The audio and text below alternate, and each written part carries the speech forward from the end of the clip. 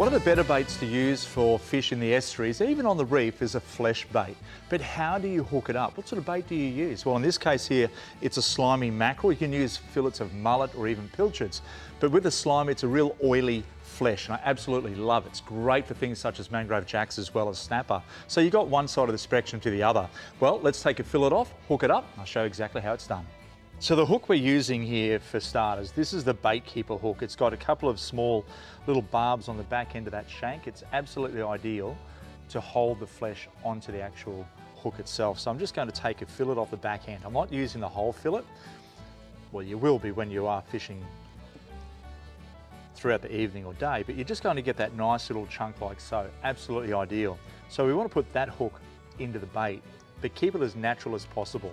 You're not going to have the big chunky part of the flesh cut facing up towards the hook. You want to turn it around so the eye of the hook is going to the thin part, like so. All we do here is we go in with that hook. That is a size 1 bait keeper. Push it the length of the shank down and then feed it back up like so. But now it can still flap away. What we're going to do here is a half hitch.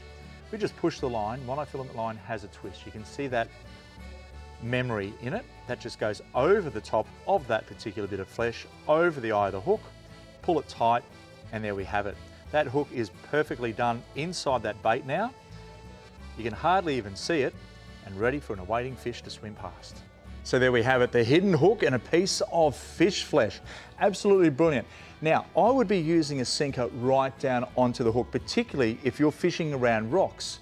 You'll find that if you don't have a leader, you're not going to go and get as many snags. So try and do that. And of course, alternate the weight of the sinker. If you're fishing in an area where there's less current, a small pea sinker dotted right down onto that bit of bait, it will snare the biggest of bream, even the best of snappers. Give it a crack, and I reckon you'll come up trumps.